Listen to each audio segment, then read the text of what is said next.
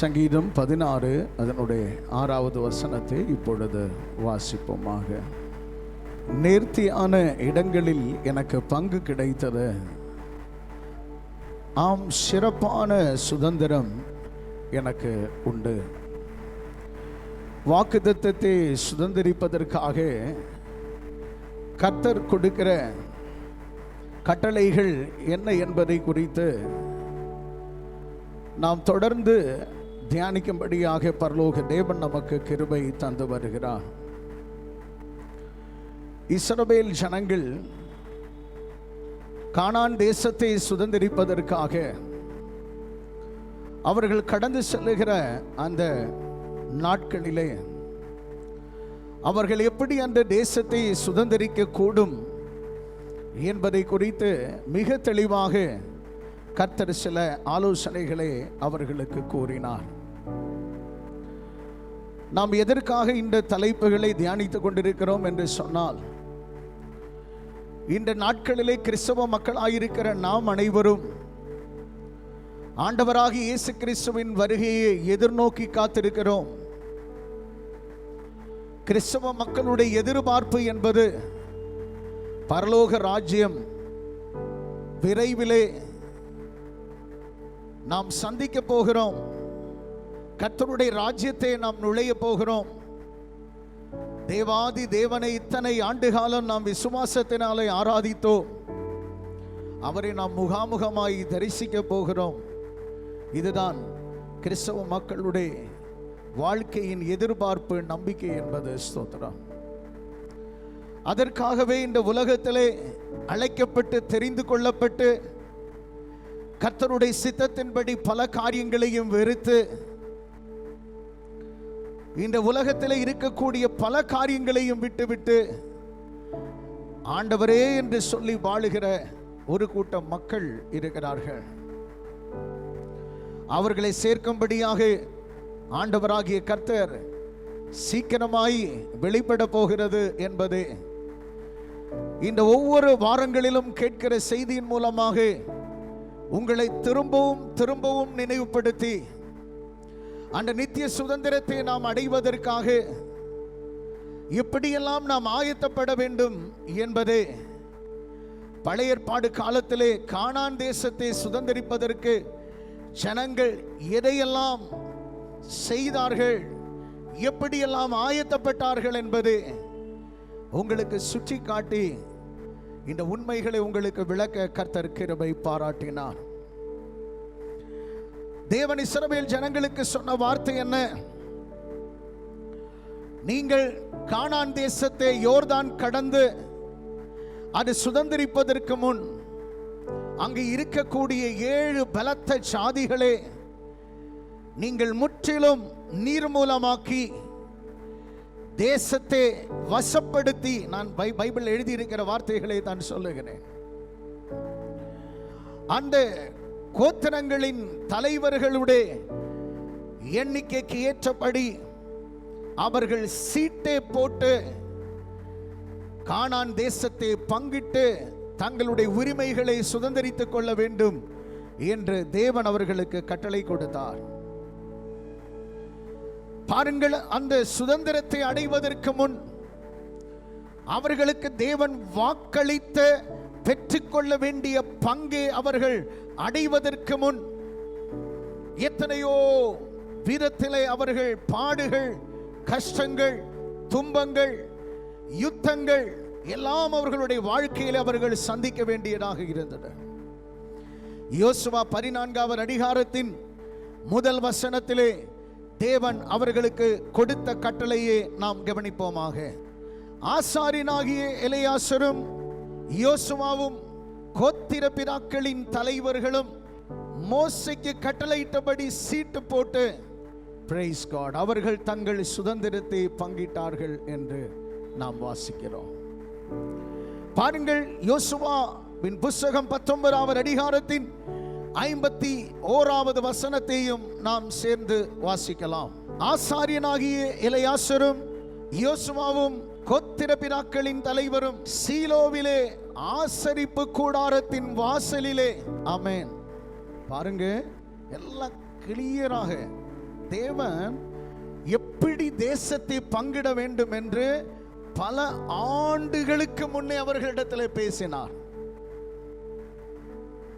அந்த தேசத்தை சுதந்திரிக்கும் போது குறிப்பாக சீலோவிலே, அடுத்தது ஆசாரிப்பு கூடாரத்தின் வாசலிலே, அடுத்து அங்கு எழுதப்பட்டிருக்கிறது என்ன, கோத்திர பிதாக்களின் பெயர்களே சீட்டிலே எழுதி அதை குலுக்கல் போட்டு இஸ்ரவேல் ஜனங்களுக்கு பங்கிட்டு கொடுக்க வேண்டும் என்று தேவன் அவர்களுக்கு கட்டளை கொடுத்தார். அப்போ everything was very clear. யாரும் ஒருத்தரும் தங்களுடைய இஷ்டத்தின்படி அதை அனுபவிக்க கூடாது, சுதந்திரிக்க கூடாது, பங்கு பெறக்கூடாது. ஆண்டவர் நிர்ணயித்திருக்கிற காரியங்கள், தேவன் வாக்குறுதி கொடுத்திருக்கிற காரியங்கள் எதுவாக இருந்தாலும் அதற்கு தேவன் ஒரு வழிமுறையையும் விதிமுறையையும் வைத்திருந்தார் என்பது வேதம் நமக்கு தெளிவுபடுத்துகிற காரியமாக இருக்கிறது. நான் எதற்காக இதை சொல்லுகிறேன்? ஒரு சாதாரண தேசத்தை சுதந்திரிப்பதற்கு இத்தனை கண்டிஷன் தேவன் வைத்திருக்கிறது என்று சொன்னால், நிபந்தனைகளை தேவன் நியமித்திருக்கிறது என்று சொன்னால், பரலோக தேவன், பரிசுத்த தேவன், கோடி கோடி தூதர்கள் தங்கி இருக்கக்கூடியதான அந்த நித்திய வாசஸ்தலமாயிருக்கிற பரலோக ராஜ்யத்திலே கர்த்தருடைய பிள்ளைகளாயிருக்கிற நாம் சுதந்திரிக்க வேண்டுமானால் அதற்கு இதை காட்டிலும் நிபந்தனைகள் அதிகமாக உண்டு என்பதை உங்களுக்கு நினைப்பூட்டும் வகையிலே கர்த்தர் இந்த ரகசியங்களை நம்மோடு பேசிக் கொண்டிருக்கிறார். பாருங்கள், அன்றைக்கு தேவன் அவர்களுக்கு இந்த கட்டளைகளை கொடுத்தார். எல்லா கோத்திரங்களும் சீட்டு போட்டு அதிலே குலுக்கல் போட்டு, முதலாவது அந்த குலுக்கலில் யாருக்கு சீட்டு விழுகிறதோ அது அந்த கோத்திரத்திற்கு கொடுத்து, இரண்டாவது யாருக்கு சீட்டு விழுகிறதோ அது அடுத்த கோத்திரத்துக்கு, இப்படி வரிசையாக கொடுக்க பரலோக தேவன் தீர்மானித்திருக்கும் போது, நான் ஏற்கனவே உங்களுக்கு செய்தியை கொடுத்திருக்கிறேன். பாருங்கள், ரூபேன், காத்து, மனாசேயின் பாதி கோத்திரம், 2.5 கோத்திரம், அவர்கள் ஏற்கனவே மோசேயினிடத்திலே ஒரு கோரிக்கை வைத்தார். எங்களுக்கு ஆடு மாடுகள் ஏராளம் இருக்கிறதுனாலே நாங்கள் யோர்தான் தாண்டி கடந்து வருகிறோம், கானான் தேசத்திலே நுழைகிறோம், ஆனால் நாங்கள் திரும்பவும் யோர்தானுக்கு இப்புறத்திலே எங்களுடைய சுதந்திரத்தை தர வேண்டும் என்று சொல்லி அவர்கள் தேவன் வைத்திருக்கிற தீர்மானத்திற்கு மாறாக தங்களுடைய இச்சைக்கேற்றபடி பங்கை கேட்டு அவர்கள் சுதந்திரித்தார்கள். அதன் விளைவுகளை குறித்தும் நான் சில வாரங்களுக்கு முன் உங்களுக்கு நினைப்பூட்டினேன். பாருங்கள், மீதியான 9.5 கோத்திரம், பிரைஸ் காட், அந்த 2.5 கோத்திரம் போனது என்று சொன்னால், மீதியான 9.5 கோத்திரத்தையும் ஆண்டவர் சொன்ன வார்த்தை என்ன? அதை 10ஆக பிரித்து அந்த 10 கோத்திர தலைவர்களின் பேரிலே சீட்டு எழுதி குலுக்கல் போடு, யாருக்கு எதை விழுகிறதோ அவர்களுக்கு சுதந்திரமாக கொடுங்கள். பாருங்கள், அந்த 2.5 கோத்திரத்திற்கு யோர்தானுக்கு கிழக்கிலே சுதந்திரம் கொடுத்தது என்று சொன்னால், இந்த 10 கோத்திரத்திற்கு யோர்தானுக்கு மேற்கிலே அந்த சுதந்திரத்தை கொடுப்பதற்கு பரலோக தேவன் சித்தம் கொண்டார். எல்லா டைரக்ஷன்ஸ் வரைக்கும் ஆண்டவர் கொடுத்திருந்தாங்க, யாரு யாருக்கு எந்தெந்த பகுதி. பாருங்கள், வேதத்தை நாம் படிக்கும் போது பிரியமானவர்களே, முதல் சீட்டு விழுந்தது யூதாவுக்கு, 2வது சீட்டு விழுந்தது எபிரெயிம், 3வது மனாசே, 4வது பென்யாமின், 5வது சிமியோன், 6வது செபலோன், 7 இசக்கார், 8 ஆசேர், 9 நப்தலி, அடுத்த கடைசியாக தான் கோத்திரத்திற்கும் சீட்டு வழங்கப்பட்டது. அவர்கள் அதை பெற்றுக்கொண்டார்கள். பாருங்கள், இன்றைக்கு நான் ஒரு ஆழமான சத்தியத்தையும் குறிப்பாக இந்த காலகட்டத்திலே வாழுகிற பரிசுத்தவான்கள் அறிந்திருக்க வேண்டிய உண்மையையும் உங்களோடு பேசும்படியாக கர்த்தருடைய சந்நிதியிலே நான் நிற்கிறேன். கவனிங்கள், நமக்கு தெரியும் யாக்கோபுக்கு 12 பிள்ளைகள் இருந்தது. அவர்களிலே 12 கோத்திர பிதாக்கள் இருந்தது, 12 கொடிகள் இருந்தது. தேவன் அந்த கோத்திரங்களை ஆசீர்வதித்தார். அதிலே முதல் மகனுடைய பேர் ரூபேன். ஆனால் தேசத்தை பங்கிடும் போது 4வது குமாரனாயிருக்கிற யூதா முன் வருகிறான்.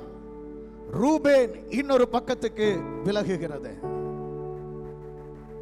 உரிமை என்பது, பங்கினை என்பது, தேவன் வைத்திருக்கிற சுதந்திரம் என்பது நாம் அடைவதற்காக உள்ளது. ஆனால் பல சந்தர்ப்பங்களிலும் பல தேவ பிள்ளைகளுடைய வாழ்க்கையின் நிமித்தமாக அவர்கள் இழந்துவிட்ட தங்களுடைய பங்கையும் சுதந்திரத்தையும் குறித்து நாம் அறிந்து கொள்ள வேண்டியது மிக அவசியம். எதற்காக? நமக்கு வைத்திருக்கிற பங்கு சுதந்திரத்தை நாம் இழந்து விடக்கூடாது என்பதற்காக. பாருங்கள், வேதத்தை நாம் படிக்கும் போது பிரியமானவர்களே, அன்றைக்கு அவர்கள் சீட்டு போட்டது, முதல் சீட்டு யூதாவுக்கு விழுந்தது. யாக்கோபின் 4வது குமாரன் அதை சுதந்திரித்தான், முதல் சீட்டை. ஏன் ரூபேன் என்கிற முதல் குமாரன் தள்ளப்பட்டான்? அவன் தான் அல்லவா முதல் பங்கை சுதந்திரிக்க வேண்டும். அவனுக்கு தான் அல்லவா அந்த முதல் உரிமை இருக்கிறது.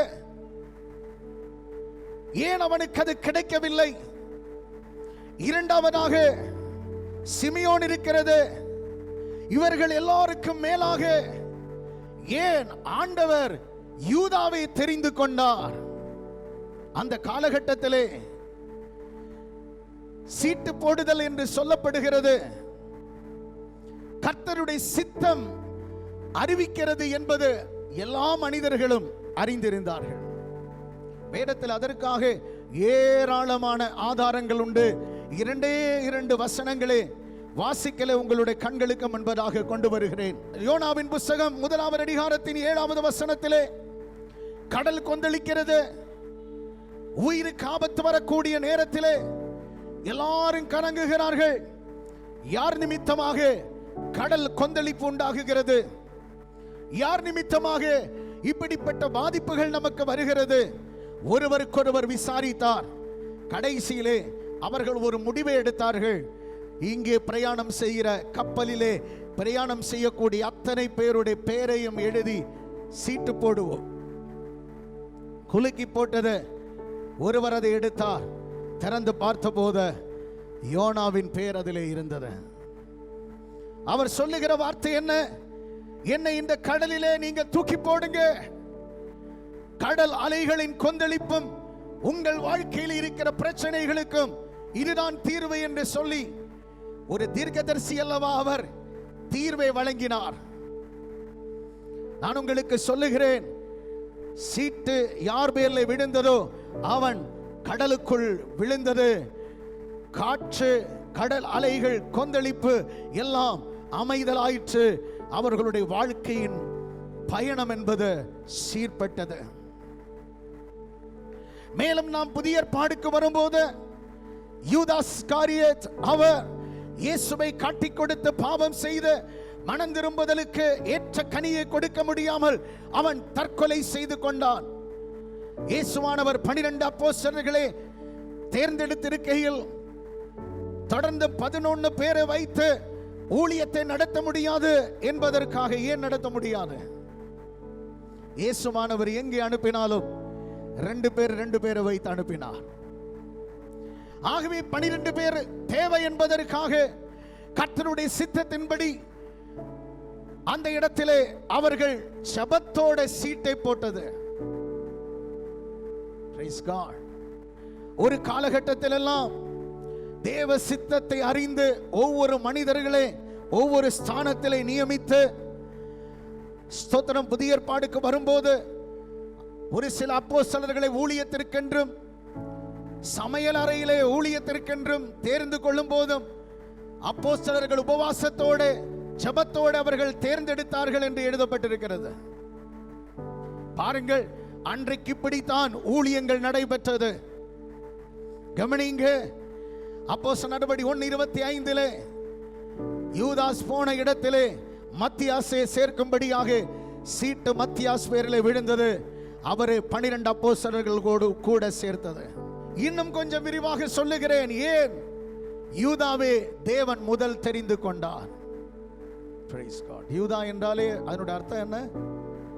துதி. Praise God. Listen, துதிக்கிறவங்க எப்பவும் ஃபர்ஸ்ட் தான். ஹல்லேலூயா, ஸ்தோத்திரம்.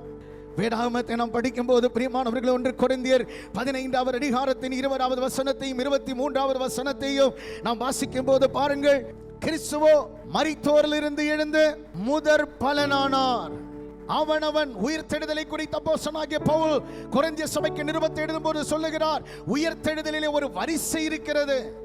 அதாவது ஆண்டவராகிய இயேசு கிறிஸ்து மத்திய வானத்திலே வெளிப்படும் போது அன்றைக்கு மறுரூபமாக்கப்படுகிற உயிர்த்தெழுதுகிற எழும்புகிற அந்த மக்களுக்குள்ள ஒரு வரிசை இருக்கிறது. அந்த வரிசையிலே முதல் பலன் யாரு? கிறிஸ்து. ஏன் அவர் முதல் பலனாயிருக்கிறார்? வேதத்தை நாம் படிக்கும் போது ரோமர் கெழுதின நிருபம் 8வது அதிகாரம் 29வது வசனம், கொலோசையர் 1வது அதிகாரம் 18வது வசனத்திலே அவர் முதற் பேரானவராக இருக்கிறார். He is the first one and he is the first fruit. மேலும் வெளிப்படுத்தின விசேஷம் 1வது அதிகாரத்தின் 5வது வசனத்தை நாம் படிக்கும் போது இயேசுவை குறித்து வேதம் சொல்லுகிறது, அவர் மரித்தோரிலிருந்து முதற் பிறந்தவரும். அதனுடைய அர்த்தம் என்ன? ஏன் உயிர்த்தெழுதலிலே முதற் பலன் கிறிஸ்து?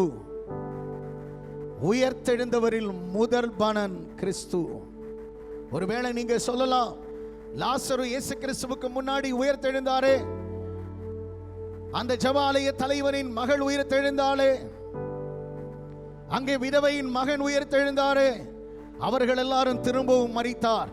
ஆனால் நான் மரித்தேன், சதா காலங்களிலும் உயிரோடு இருக்கிறேன் என்று சொல்லி மரித்தோரில் இருந்து முதற் பிறந்தவராய் இன்றைக்கும் உயிரோடு இருக்கிற தேவன், நான் ஆராதிக்கிற தேவன். கரங்களை உயர்த்தி கர்த்தருடைய நாமத்தை ஸ்தோத்திர பலிகளினாலே மகிமைப்படுத்துவோமாக. என கேட்கிற அன்பு தேவனுடைய பிள்ளைகளே, வெளிப்படுத்தின விசேஷம் 5வது அதிகாரத்தின் 5வது வசனத்திலே புத்தகம் திறக்கவும் முத்திரையை உடைக்கவும் அங்கே எழுதப்பட்டிருக்கிறது, இயேசு யூதா கோத்திரத்தின் சிங்கமாயிருக்கிறார். ஹல்லேலூயா.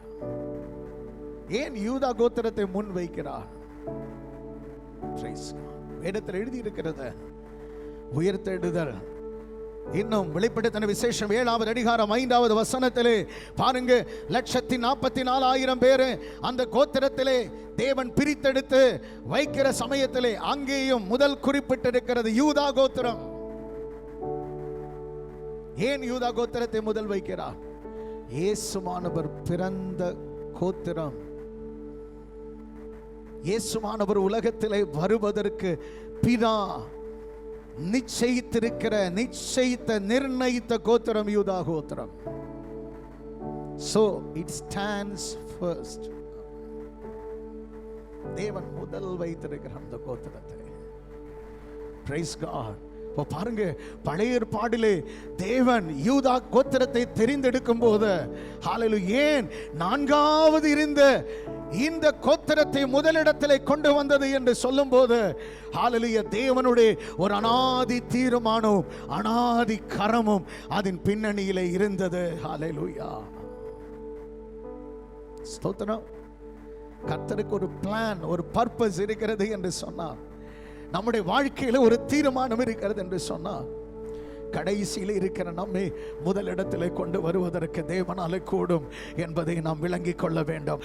என்னை கேட்டுக்கொண்டிருக்கிற அன்பு தேவனுடைய பிள்ளைகளே,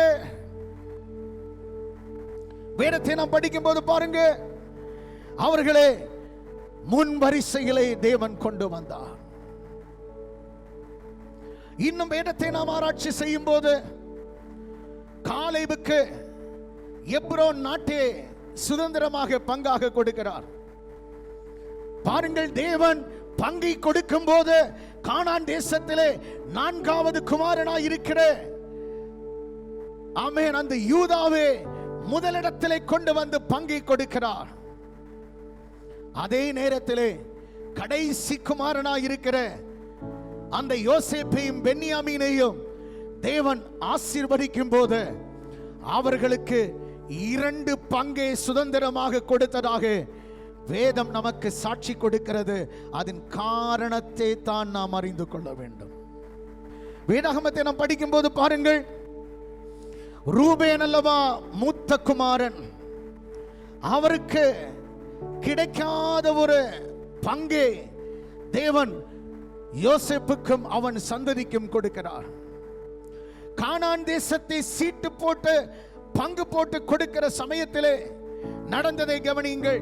யோசுவாவின் புத்தகம் 16வது அதிகாரத்தின் 1 to 4 வரை உள்ள வசனங்களை வாசியுங்கள். யோசேப்பின் புத்திரருக்கு விழுந்த சீட்டினால் அகப்பட்ட பங்கு வீதமாவது, எரிகோவின் அருகே இருக்கிற யோர்தானிலிருந்து யோர்தானுக்கு கிழக்கான தண்ணீருக்கு போய் எரிகோ துவக்கி பெத்தேலின் மலைகள் மட்டுமல்ல வனாந்தர வழியாகவும் சென்று பெத்தேலில் இருந்து லூசுக்கு போய் அர்க்கியினுடைய எல்லையாகிய அதரோத்தை கடந்து மேற்கே யப் லெத்தியரின் எல்லைக்கும் தாழ்வான பெத்தோரோன் காசேர் என்னும் எல்லைகள் மட்டும் இறங்கி சமுத்திரம் வரைக்கும் போய் முடியும். இதை யோசேப்பின் புத்திரராகிய மனாசேயும் எப்பிராயிமும் சுதந்திரித்தார்கள்.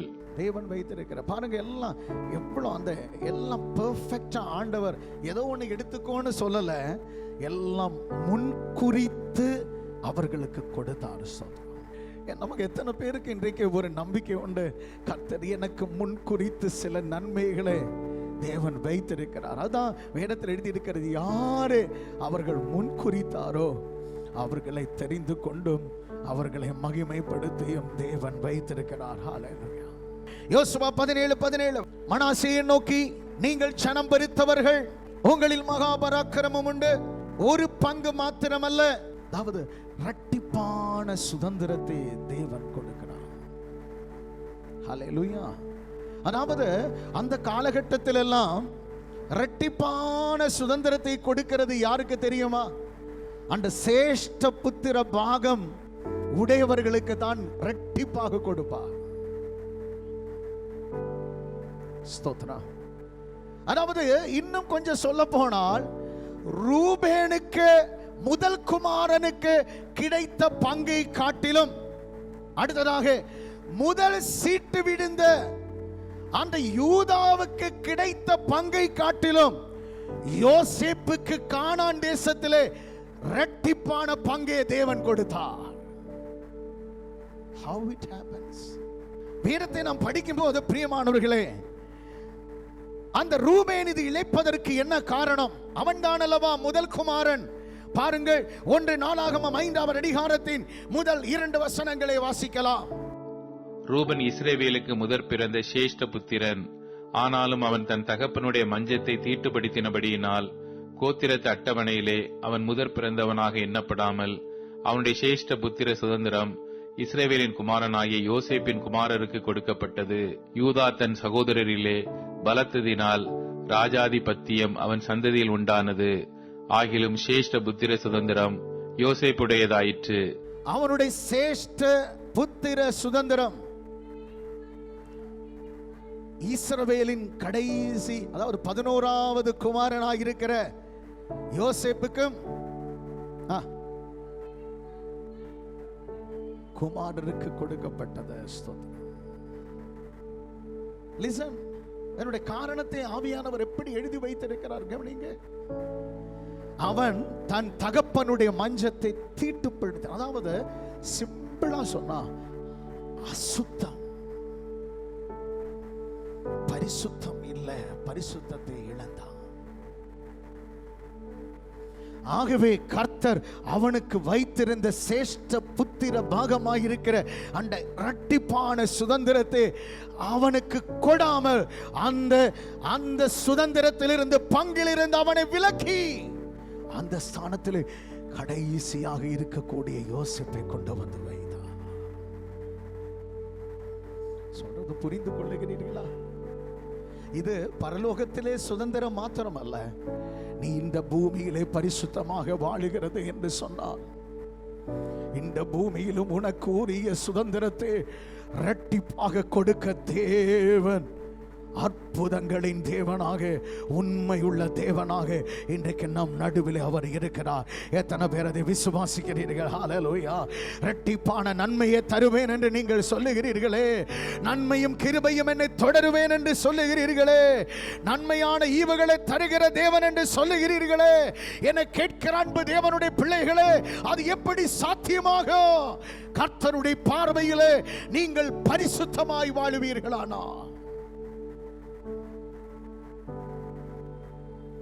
மேலும் அடுத்த காரியம், ஸ்தோத்திரம், ஏன் யூதா இதை இழந்தான்? யூதா தானா சீட்டு போடும்போது முதலிடத்துல வந்தது, ஆனா அவருக்கு ஒரு பங்கு தான் கிடைத்தது. ஏன் அவருக்கு அந்த சேஷ்ட புத்திர பாகத்தின் ஸ்தானத்திலே வந்தும் ஏன் இரட்டிப்பாக கொடுக்கவில்லை? வேத சரித்திரத்தை நாம் படிக்கும் போது ஆதியாகமம் 38:15 எழுதி இருக்கிறது, யூதா தன் மருமகளோடு தவறாக நடந்து கொண்டு கர்த்தருக்கு விரோதமாக பாவம் செய்ததே தேவன் பரலோகத்திலிருந்து பார்த்து கொண்டிருந்தார். தாமாருக்கு துரோகம் பண்ணினதே, அதாவது everything is listening. கர்த்தர் எல்லாம் பார்த்து கொண்டிருக்கிறார். இந்த பூமியிலே நீ செய்யக்கூடிய கிரியைகள் அனைத்தையும், உன் நடக்கை, உன் பார்வை, உன் சிந்தனை, உன் எண்ணம், உன் பேச்சு, உன் இதயத்தின் தியானங்கள், வாயின் வார்த்தைகள், உன் நினைவுகள், தோற்றங்கள் அத்தனையும் கண்காணிக்கப்பட்டு கொண்டிருக்கிறது. அதன் அடிப்படையிலே இந்த பூமியிலும் உனக்கு சுதந்திரத்தையும், அவருக்கு சித்தமானால் பரலோகத்திலேயும் அவர் சுதந்திரத்தை வழங்குவார். For everything there is reason.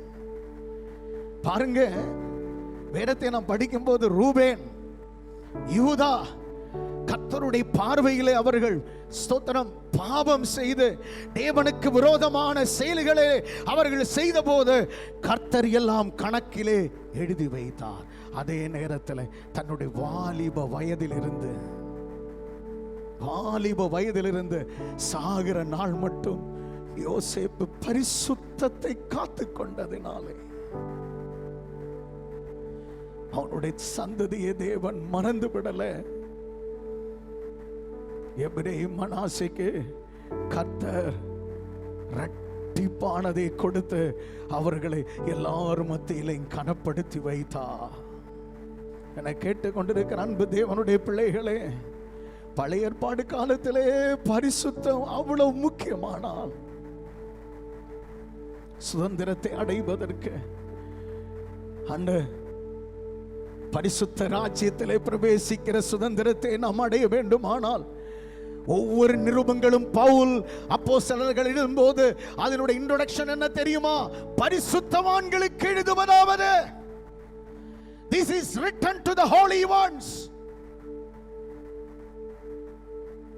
காரணம், நம்மை அழைத்திருக்கிறது, தெரிந்து கொண்டிருக்கிறது பரிசுத்தமாய் வாழுவதற்காக. அதில் எங்காவது நம்முடைய பரிசுத்தத்தை நாம் இழந்து விடுகிறது என்று சொன்னால் இந்த பூமியிலும் நமக்கும் நம்முடைய சந்ததிக்கும் சுதந்திரம் அடைய முடியாது. மாத்திரமல்ல, பரலோக ராஜ்யத்திலே சற்று கூட முடியாது. ஏன்னா பரலோக ராஜ்யத்தில் நாம் புண்ணியம் செய்ததனால நம்முடைய பிள்ளைகள் பரலோக ராஜ்யம் போக முடியாது. அந்த சுதந்திரம் என்பது ஒவ்வொருவருடைய தனிப்பட்ட வாழ்க்கையின் பரிசுத்தத்தின் அடிப்படையிலே கர்த்தர் வழங்குகிறார். ஸ்தோத்திரம். 12 கோத்திரங்களிலே 2.5 கோத்திரம் அவங்க இஷ்டத்துக்கு போனாங்க. அடுத்த முதல் பங்கு சேஷ்ட புத்திர பாக்கியத்தில் இருந்த மக்கள் அந்த பங்குகளை இழந்து அவர்கள் எல்லாம் பின்தள்ளி, யார் பரிசுத்தத்திற்காக கடைசி வரைக்கும் நின்றதோ அந்த குடும்பத்தையும் தலைமுறையும் கர்த்தர் ஆதரித்தார். நான் உங்களுக்கு சொல்லுகிறேன், நீங்க கர்த்தருக்கு கொடுக்கிறதோ கொடுக்காமல் இருக்கிறதோ செய்கிறதோ ஆலயத்தில் செய்யாமல் இருக்கிறதோ இது ஒன்றும் விஷயம் அல்ல. ஸ்தோத்திரம். நீங்க என்ன செய்கிறது ஒன்றும் விஷயம் அல்ல. பட் கர்த்தர் எதிர்பார்க்கிறது நம்முடைய பரிசுத்தம். பரிசுத்தமாய் வாழுகிறதா? நம்ம என்ன கொடுக்கிறதோ என்பதல்ல. ஒருவேளை கொடுக்கலாம். ஒரு ஜபாலய தலைவன் சொன்ன வார்த்தை உங்களுக்கு தெரியும். ஊர் அவரை பற்றி சொன்னது தெரியும், ஆலயத்துக்காக செய்த காரியங்கள். பட் அவன் சொன்ன வார்த்தை என்ன? என் வீட்டுக்குள் வர நான் பாத்திரன் அல்ல. சாட்சிதான் முக்கியம். அவர் எப்பொழுது வந்தாலும் நான் ஆயத்தமாய் இருக்கிறேன் என்று சொல்லுகிற சாட்சி தான் முக்கியம். இன்றைக்கு ஏசப்பா வந்தாலும் நான் அவருடைய வருகையில் எடுத்துக்கொள்ளப்படும் ஸ்லாக்கியம் பாக்கியம் எனக்கு உண்டு என்று சொல்லுகிற கிருபை என்னை கேட்டுக்கொண்டிருக்கிற எல்லா கர்த்தருடைய பிள்ளைகளுக்கும் தேவன் தந்தருளுவாராக என்று நான் கர்த்தருடைய நாமத்திலே உங்களை வாழ்த்துகிறேன். பிறந்தேன் என்பது அல்ல, வாழ்ந்தேன் என்பதும் அல்ல, வளர்ந்தேன் என்பதும் அல்ல, இருந்தேன் என்பதும் அல்ல. நீ கடைசி வரைக்கும் சேஷ்ட புத்திர பாகத்தை, உனக்கு கிடைக்க வேண்டிய பங்கை நீ பாதுகாத்து கொண்டாயா? அதுதான் வெளிப்படுத்தின விசேஷத்திலும் தேவன் சொல்லுகிறார், உன் கிரீடத்தை நீ பிடித்துக்கொள். கடைசி வரைக்கும் அதை இழந்து விடாது. 2 கொரிந்தியர் 7வது அதிகாரத்தின் முதல் வசனம். இந்த வாக்குத்தத்தங்கள் நமக்கு உண்டாகியிருக்கிறபடியினால் பிரியமானவர்களே, மாம்சத்திலும் ஆவியிலும் உண்டான எல்லா சுசி நீங்க நம்மை சுத்திகரித்துக் கொண்டு பரிசுத்தமாக்குதலே தேவ பயத்தோட பூரணப்படுத்துங்க. யோசேப்பை பாருங்க, அவன் சொந்த ஊர்ல இருக்கும் போதும் சுத்தமாக தான் இருந்தேன். அந்நிய தேசத்தில் இருக்கும் போது, அதாவது வேற ஊர்ல இருக்கும் போது எப்படித்தான் இருந்தாங்க? வேதத்தில் எழுதி இருக்கிறது, போத்திபாரின் அண்ட வீட்டிலே அரமனையிலே அவனுக்கு எல்லா அதிகாரம் உண்டு. எல்லா காரியத்தின் மேல் அவனுக்கு அதிகாரம் உண்டு. ஆனாலும் யோசேப்பு தன்னுடைய இள வயதிலே உலகத்தின் மாயை, உலகத்தின் கரை, உலகத்தின் பாவம், உலகத்தின் இச்சை அவனை அண்டிக் கொள்ளாதபடிக்கு கடைசி வரையிலும் அவன் தன்னை பாதுகாத்து. அவன் நிர்வாணியாக வெளியில ஓடி போனால் எல்லாரும் முன்னாடியில் அவன் நிந்திக்கப்படுவான். அவனுக்கு அதை காட்டிலும் முக்கியம், கர்த்தருடைய பார்வையிலே ஆதாமை போல பாவம் செய்து நான் ஒரு நிர்வாணியாக வாழக்கூடாது.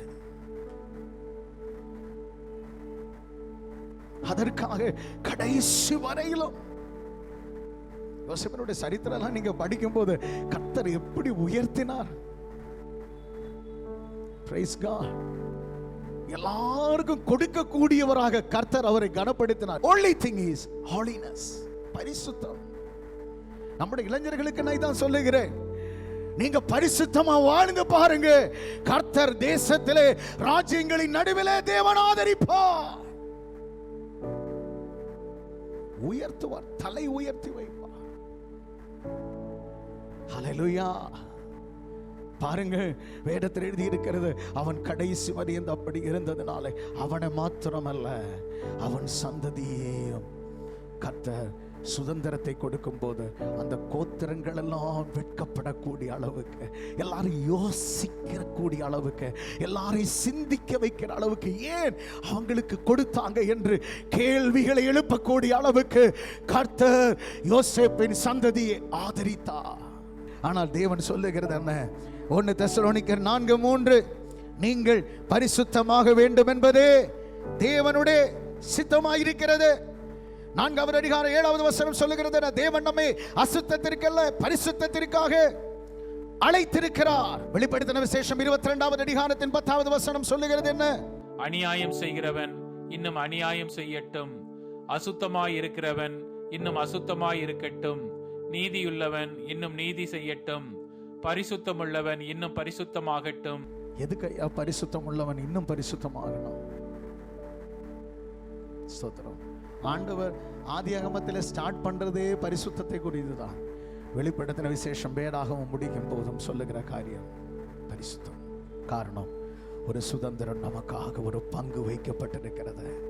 அந்த இடத்திலே எல்லாரும் மத்தியிலேயும் தேவன் உங்களையும் என்னையும் ஆதரிக்க வேண்டுமானால் வாழுகிற வாழ்நாள் முழுவதும் ஹல்லேலூயா கர்த்தருக்கு பிரியமாக, நமக்கு பிரியமாக அல்ல, கர்த்தருக்கு பிரியமாக நடந்து கொள்ள நாம் அனைவரும் பிரயாசப்பட வேண்டும்.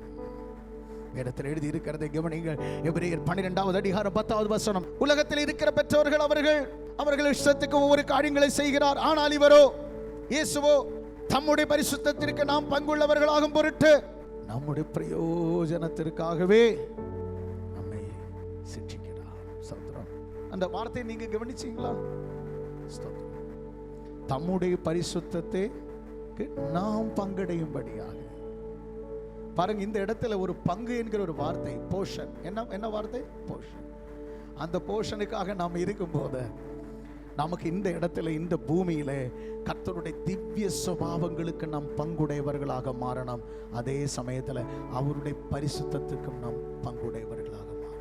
இதுக்காக நம்ம என்ன செய்யணும்? நான் அதை ஏற்கனவே சொன்னேன், அது எல்லாராலும் முடியாத காரியம். பட் நம்ம ஒவ்வொரு நாளும் அதுக்காக படுகிற பிரயாசம், வேதனை, எவ்வளவு நேரம் அதுக்காக நம்ம அழுறீங்க, எவ்வளவு நேரம் அதுக்காக நம்மை சுத்திகரித்துக் கொள்வதற்கு செலவிடுகிறீர்கள். அதாவது கர்த்தர் நம்மை சுத்திகரிப்பது எப்படி? வசனத்தினாலே, அடுத்தது ஆவியினாலே, அப்புறம் அவருடைய நாமத்தினாலே, அவருடைய இரத்தத்தினாலே. ஒவ்வொரு நிமிஷம் இயேசு கிறிஸ்துவின் நாமத்தினாலே, இயேசு கிறிஸ்துவின் இரத்தத்தினாலே, இயேசு கிறிஸ்துவினுடைய வசனத்தினாலே, ஆண்டவருடைய ஆவியினாலேயும் நம்மை அனுதினம் ஒவ்வொரு வினாடியும் சுத்திகரித்து அவருடைய பரிசுத்தத்திலே நாம் பூரணப்பட பிரயாசப்படணும். காரணம், இதன் அடிப்படையிலே தான் நமக்கு தேவன் பங்கே தரப்போகிறார். முதல் வரிசை கிறிஸ்து, ஹல்லேலூயா. பிறகு கிறிஸ்துவுக்குள் மரித்தவர்கள். அடுத்தது நம்ம கிறிஸ்துவுக்குள் மரித்தவர்கள். ஆனால் அப்படி இல்லை. இன்றைக்கு உயிரோடு இருக்கிற நாட்களிலே தான் அவர் வருகிறார் என்று சொன்னால் நாம் மறுரூபம் அடைந்து அடுத்த வரிசையாக நாம் பரலோக ராஜ்யத்தை சுதந்திரிக்க முடியும். ஆண்டவர் சொன்ன வார்த்தை என்ன? எபிரேயர் 12:14, பரிசுத்தம் உள்ளவர்களாகவும் இருக்க நாடுங்கள், பரிசுத்தம் இல்லாமல் ஒருவனும் கர்த்தரை தரிசிப்பது இல்லை. அவர் இல்லைன்னு சொன்னா நமக்கு அங்க வேற ஒன்றும் செல்ல முடியாது, செய்ய முடியாது. இத்தனை நாள் நாம் விசுவாசத்தினால இயேசுவே இயேசுவே என்று ஆராதிக்கிறோம். அவரை முகாமுகமாய் தரிசிக்கிற நாள் வந்திருக்கிறது. ஸ்தோத்திரம். யோபு சொன்னது போல, அந்நிய கண்ணல்ல, நம்முடைய சொந்த கண்ணு பார்க்க வேண்டும் என்று சொன்னார். யோபு சொன்னது போல, ஸ்தோத்திரம், என் கண்ணு சுத்தமாக இருக்கிறது. வேதத்தில் எழுதி இருக்கிறது, யூதா ஸ்தோத்திரம், அவன் தீட்டுப்பட்டான், ஆனாலும் அவனுக்கு ஏதோ கொஞ்சம் கிடைச்சிருக்கிறது. பட் அங்கே சான்ஸே இல்லை. தீட்டுள்ளது ஒன்றும் உள்ளே செல்லாது, நுழையவே முடியாது. No entrance. ஆகவே நம்முடைய விசுவாச வாழ்க்கையில நம்ம யோசிக்கணும், ஆண்டவர் இப்படி நான் வாழ்ந்தா போதுமா, இப்படி இருந்தா போதுமா? ஸ்தோத்திரம். நாம் ரட்சிக்கப்படுவதற்கு முன் இருந்த நம்முடைய நடக்கைகள், கிரியைகளிலே என்ன மாற்றம் வந்திருக்கிறது? ஸ்தோத்திரம். என்ன வித்தியாசம் வந்திருக்கிறது? ஹல்லேலூயா. கொஞ்சம் நம்மளே யோசித்து நிதானித்து ஒரு தீர்மானத்தை எடுப்போமானால் நாம் வஞ்சிக்கப்படாமல் இருப்பீர்கள். ஆண்டவரிடத்துல சொல்லுங்க, அப்பா, நான் பரிசுத்தமாய் வாழக்கூடிய டெய்லி தயவு செய்து நான் விசுவாசிக்கிறேன். ஆமென். உங்களை வேண்டிக் கொள்ளுகிறேன். இயேசுவின் வருகை மிக நெருங்கி இருக்கிறது. எதிலெல்லாம் பரிசுத்தம் அடைய வேண்டும் என்று கர்த்தர் உங்களுக்கு ஏவுகிறதோ, எச்சரிக்கிறதோ, கர்த்தருடைய ஊழியக்காரர் வசனத்தின் மூலமாக சொல்லுகிறதோ, இந்த இடத்துல நின்று நான் எதுவும் என்னுடைய மாம்சத்தில் ஒரு வார்த்தை கூட பேசாமல் இருக்க, என்னுடைய ஊழியத்தின் ஆரம்பத்தில் இருந்து அதுதான் நான் கூடுமான அளவுக்கு பிரயாசப்பட்டு கொண்டிருக்கிறேன். பட் ஏதாவது ஒரு காரியம் ஆண்டவர் இந்த இடத்துல இருந்து சொல்லுகிறது, ஆனால் இட் இஸ் காட் பர்பஸ். கர்த்தர் ஒரு காரியம் ஒன்றும் மறைத்து வைக்கிறது இல்லை. ஹல்லேலூயா. நடக்க வேண்டிய வழியிலே நம்மை நடத்துகிற தேவன். கர்த்தர் சொல்லுகிற வார்த்தைக்கு நம்மை அர்ப்பணித்து, ஆண்டவரே, ஊழியர் சொன்னாலும் அது உம்முடைய வார்த்தை என்று சொல்லி நான் மதிக்கிறேன் என்று சொல்லி அதில் நம்ம கொஞ்சம் ஒத்து போக மனதை ஒப்பு கொடுத்தாலே போதும், கர்த்தர் உங்கள் வாழ்க்கையில மாற்றங்களை உண்டு பண்ணுவார். இன்றைக்கு இருக்கிற நிலைமைகள், நிலவரங்கள் எல்லாம் மாற்றும். தேவன் உங்களுக்கு இந்த பூமியிலும் நிறைவான சுதந்திரங்களை தருவார். எஸ், அதுக்கு யோசேப்பும் குடும்பம் ஒரு சாட்சி.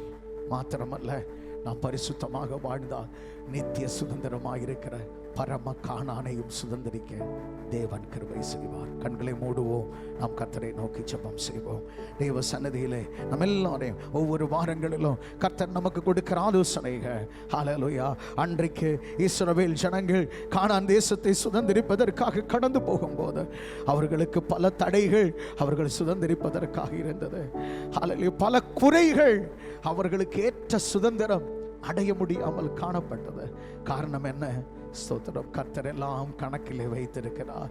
தேவன் எல்லாம் கணக்கிலே வைத்திருக்கிறார். நமக்காக ஒரு புஸ்தகமே ஆண்டவர் பரலோகத்தில் வைத்திருக்கிறார். அந்த ஞாபக புஸ்தகத்தில் எல்லாம் உண்டு. அதான் அன்றைக்கு தேவன் சொன்னார், வாங்குகிறவர்களாக அல்ல, அநேகருக்கு கொடுக்கிறவர்களாக வைப்பேன். அந்த சுதந்திரத்தை யோசேப்பின் கோத்திரம் அடைந்தது. ஸ்தோத்திரம். ஹல்லேலூயா. பென்யாமீன் மனாசே கோத்திரத்தை எல்லாம் தேவன் வந்து ஆசீர்வதித்து அவர்களை கனப்படுத்தினார். ஹல்லேலூயா. என்னை கேட்டுக்கொண்டிருக்கிற அன்பு தேவனுடைய பிள்ளைகளே, இந்த நாட்களிலே நீங்கள் மாத்திரமல்ல, நீங்கள் பரிசுத்தமாய் வாழுகிறதுனாலே உங்களுடைய சந்ததியை தேவன் கனப்படுத்துவார். கிறிஸ்தவ வாழ்க்கையில் பரிசுத்தம் தான் தேவன் எதிர்பார்க்கிறதும் தேவன் கேட்டுக்கொள்வதும் எல்லாம் நம்முடைய பரிசுத்தமான ஜீவியம். நேசிக்கிற பரலோக பிதாவே, ஆசீர்வதிக்கப்பட்ட இந்த நல்ல வேலைக்காக நன்றி அப்பா. நாங்கள் கூடி வந்த சமயம் முதற்கொண்டு இதுவரையிலும் உம்முடைய கிருபையின் பிரசன்னம் எங்களோடு கூட இருந்தீர். எங்களை பாடவும் துதிக்கவும் வைத்தீர். உம்முடைய பரிசுத்தத்திலே நாங்கள் பங்கடைய எங்களை சிட்சிக்க வேண்டிய இடத்திலே சிட்சித்து, கண்டிக்க வேண்டிய இடத்திலே கண்டித்து, உணர்த்த வேண்டிய இடத்திலே உணர்த்தி, எழுப்ப வேண்டிய இடத்திலே எழுப்பி, ஆண்டவரே எங்களை நீர் ஆயத்தப்படுத்தும்படியாக ஜெபிக்கிறோம் அப்பா. அதற்காக இன்றைக்கு வந்த வசனத்தை கேட்டுக்கொண்ட எல்லா கர்த்தருடைய பிள்ளைகளை, இன்றைக்கு வர தடைப்பட்ட மக்களையும் ஒப்புக் கொடுக்கிறோம். கர்த்தாவே, பரிசுத்தத்தை குறித்தும் ஆயத்தத்தை குறித்தும் சுதந்திரிப்பதை குறித்தும் எல்லாம் நம்முடைய பிள்ளைகள் கேட்கவும் வாழவும் நீர் அனைவருக்கு உதவி செய்யும்படி வேண்டுகிறோம். சமாதானத்தின் தேவன் அவர்களை ஆளுகை செய்ய. ஊர்ல இருக்கிற பிள்ளைகளுக்காக ஸ்தோத்திரம். கர்த்தாவே, வல்லமை உள்ள கரங்களில் எல்லாவற்றையும் தாழ்த்தி வெறுமையாக்கி ஒப்புக் கொடுக்கிறோம். துதி, கனம், மகிமை யாவும் உமக்கு ஒருவருக்கே செலுத்துகிறோம். இரட்சகரும் மீட்பருமாக இயேசு கிறிஸ்துவின் இனிய நாமத்தில் ஜெபிக்கிறோம், ஜீவன் உள்ள நல்ல பிதாவே. ஆமென், ஆமென்.